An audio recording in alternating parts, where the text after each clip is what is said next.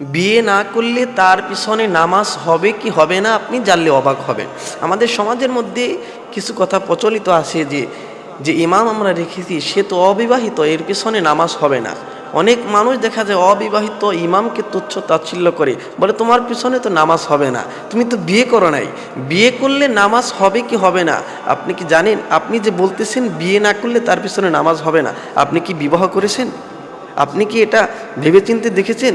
শুধু শুধু আপনি হুজুরদের দোষ খুঁজে বের করার চেষ্টা করতেছেন। এটা যে কত বড় গুনাহের কাজ আপনি কি জানেন? কেউ যদি শিরকে আকবরে লিপ্ত না হয় তাহলে তার পিছনে নামাজ হবে। যদি ঈমান তার ভেঙে না যায় তাহলে তার পিছনে নামাজ হবে।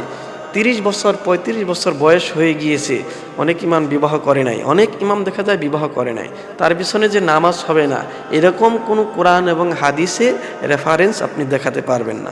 এজন্য এই সমস্ত কথাবার্তা এগুলো বলা বাদ দিবেন। আপনি যে কথাগুলো বলতেছেন যে তার পিছনে নামাজ হবে না, আপনার পিছনে নামাজ হবে তার কোনো কি গ্যারান্টি আছে? এজন্য ভাই এই কথা কখনো বলবেন না যে অবিবাহিত ছেলের পিছনে নামাজ হবে না।